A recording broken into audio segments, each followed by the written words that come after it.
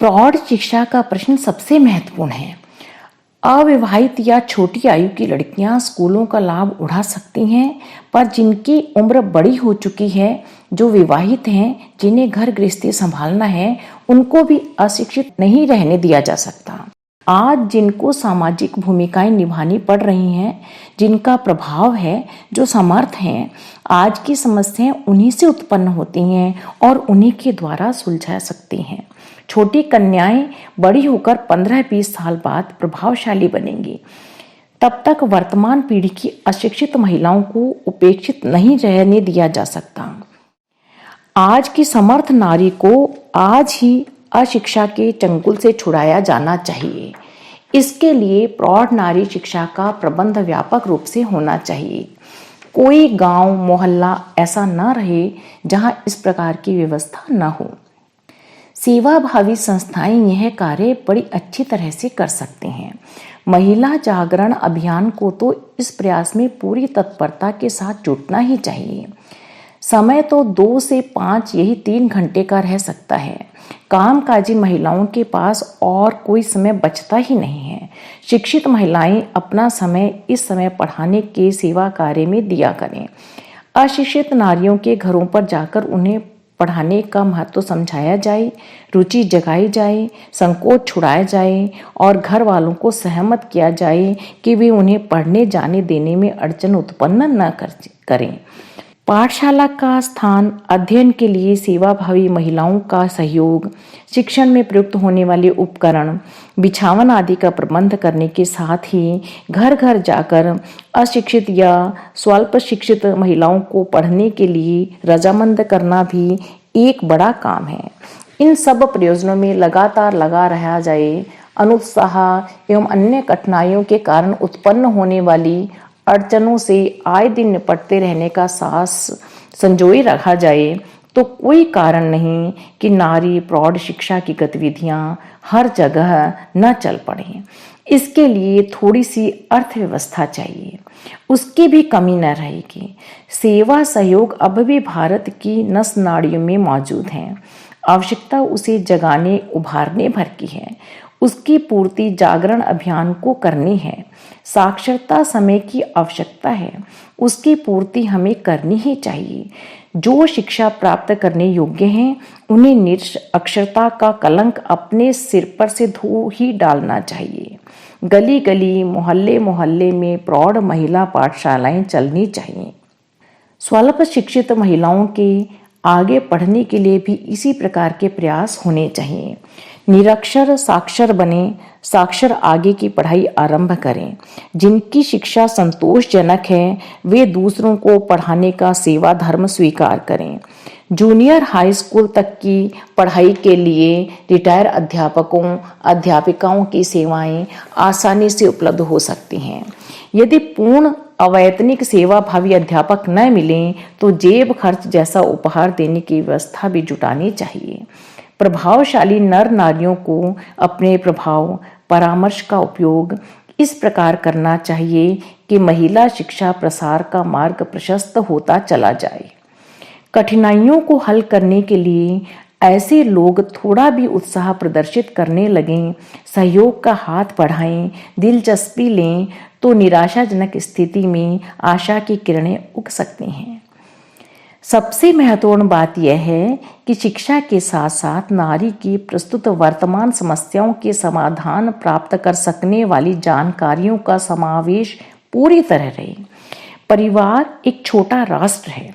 जिस प्रकार किसी देश की सुव्यवस्था बनाने के लिए उसके विभिन्न विभागों को सुदृढ़, सुव्यवस्थित और विकसित बनाना होता है, ठीक उसी प्रकार परिवार को स्वास्थ्य, शिक्षा, स्वच्छता, संस्कृति, अर्थव्यवस्था, विकृतियों का निराकरण, कला, सुसज्जा, स्नेह, सहयोग, संगठन आदि से संबंधित अनेक विधाएं जुड़ी रहती हैं।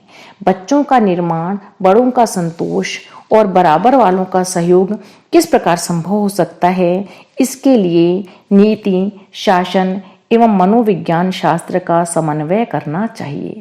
घर को गंदी सराय न रहने देकर यदि हर्षोल्लास का केंद्र बनाना है तो क्या करना और क्या सोचना होगा।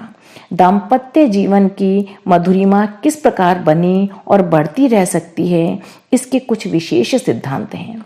छोटे से घरोंदे को आनंद निकेतन बना देना उच्च स्तरीय कलाकारिता है। यह सारा ज्ञान इतना उपयोगी एवं आवश्यक है कि उसके सहारे किसी भी परिवार को धरती को स्वर्ग रूप में परिणत किया जा सकता है। यही वह प्रशिक्षण है जिसे नारी जीवन का प्राण और परिवार संस्था का हृदय कह सकते हैं।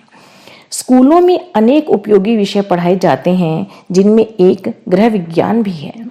वे भी अपने स्थान पर उपयोगी हैं, पर इनमें उन तथ्यों का समावेश नहीं है जिनके आधार पर परिवार रूपी एक छोटे राष्ट्र की समस्त समस्याओं का स्वरूप और समाधान सिखाया जा सके। ऐसी पुस्तकें बाजार में भी नहीं मिलती। जो मिलती हैं उनके पीछे गंभीर चिंतन का सर्वथा अभाव है। ऐसे ही छापने बेचने के लिए कुछ रच लिया जाए तो उससे नारी को सुविकसित बनाने वाली शिक्षा की आवश्यकता पूर्ति कहाँ हुई। महिला जागृति अभियान के अंतर्गत इस प्रकार का लेखन आरंभ हो गया है। उसका प्रकाशन भी अगले ही दिनों होने जा रहा है। अपेक्षा करनी चाहिए कि प्रकाशन की पहली किश्त 2-2 रुपया मूल्य की 40 पुस्तकों के रूप में जून के अंत तक उपलब्ध हो जाएंगी। प्रयत्न आगे भी जारी रहेगा और उससे शाखा संगठन अपने यहाँ एक अति महत्वपूर्ण पुस्तकालय की आवश्यकता पूरी कर सकेंगे। प्रत्येक शाखा अपने नगर की शिक्षित महिलाओं की लिस्ट बनाकर उनके घर पर यह साहित्य पहुँचाने और वापस मंगाने का एक सुनिश्चित कार्यक्रम चलाएंगी। इसके लिए कोई वयोवृद्ध पुरुष भी कारगर हो सकते हैं। इस साहित्य का विक्रय केंद्र भी शाखा में रहेगा ताकि जिन्हें यह पुस्तक पसंद आए वे उन्हें खरीद भी सकें। कन्या विद्यालयों की छात्राओं को इन्हें पढ़ाने के लिए उनकी अध्यापिकाओं अथवा जिम्मेदार लड़कियों की मार्फत प्रबंध किया जा सकता है। विचार यह भी है कि इन पुस्तकों के विधिवत एवं गंभीर अध्ययन को प्रोत्साहन देने की दृष्टि से एक परीक्षा पद्धति आरंभ की जाए। उत्तीर्ण होने पर सुंदर बड़े आकार का प्रमाण पत्र दिया जाए। इसमें इन पुस्तकों के सहारे उपयोगी ज्ञान प्राप्त करने के लिए मार्गदर्शक कक्षाएं भी चलाई जा सकती हैं, भले ही वे सप्ताह में एक दिन ही क्यों न काम करें। नारी उत्कर्ष और प्रेरणाप्रद मार्गदर्शन दोनों को एक ही वस्तु के दो पक्ष कहना चाहिए। महिला जागरण के लिए सर्वतोमुखी शिक्षण की तैयारी करने में हमें उत्साहपूर्वक संलग्न होना चाहिए। नारी के पिछड़ेपन एवं शोषण का कारण मात्र सामाजिक प्रतिबंध ही नहीं, अर्थोपार्जन की क्षमता का अभाव भी है।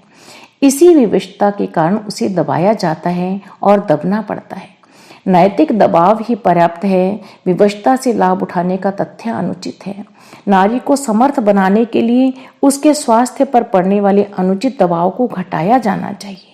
शिक्षा का प्रबंध होना चाहिए तथा आर्थिक स्वावलंबन की परिस्थितियां उत्पन्न की जानी चाहिए। उससे उसका आत्मविश्वास उभरेगा, परिवार की संपन्नता बढ़ेगी और राष्ट्रीय समृद्धि में योगदान मिलेगा।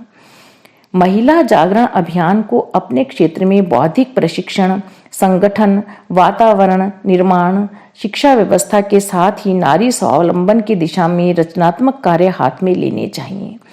नारी पर प्रकृति ने प्रजनन भार लादा है, साथ ही बच्चों की, गृह व्यवस्था की तथा चौकीदारी की जिम्मेदारी रहने के कारण उसे घर की सीमा में ही रहना पड़ता है। जिनके ऊपर वह भार न हो वे ही बाहर जाकर नौकरी करने की स्थिति में होती हैं।